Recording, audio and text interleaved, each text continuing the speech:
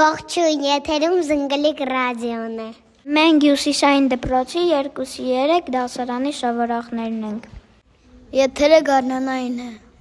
Ախես տեսեք գիժամից, մարդու հանգիստ չի տալիս, այսօր ուրախորնանի, վաղը անձեր ու կամի։ Գարնանը եղանակը տաքանում է, սկսում ենք ավելի թեթև հագնվել։ Թռչունները հետ են հրադառնում, որովհետև գարնանը ավելի շատ ուտելիք կարելի է գտնել։ Ծառերը բողբոջել են, ծաղկել են, սպասում են, թե երբ կգան մեղուները։ Իսկ ինչ է լինում, երբ մեղուները գալիս են։ Մեղուները ծաղկից ծաղիկ են թռնում, իրանց ոտիկների վրա փոշի են հավաքում, որ բերք տանեն։ Որ բերք դառնա, չէ՞, Հա։ ծաղտափոշին տարածում է։ Հա, բայց ես էլ ունեմ ալերգիա ծաղկու փոշուց։ Մեղուները նաև նեկտարներ են հավաքում, որ տանեն իրանց տուն մեղր սարքեն նաև մեր համար։ Այսօր մարտի 21-ն է, գիշերները և ցերեկները հավասարվել են իրար մինչև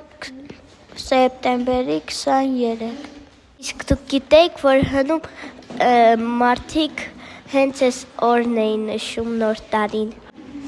Մարտից հետո կգա ապրիլ, հետո մայիս, դրանք գարնան 3 ամիսներն են։ Գարնանը անձրևները շատ են լինում, որտև բնությունը անձրևի կարիք ունի։ Ծառերը կանաչում են, խոտերը դուրս են գալի, ծաղիկները ծաղկում են։ Գարնանը իմ տրամադրությունը միշտ բարձր է։ Որովհետև քնից որ վեր կենում ենք, արևը մեզ ժպտում է ու բարևում է։ Գարնանը սիրում եմ, որովհետև ամեն օր կարամ ականիվ հեծանիվս վերցնեմ,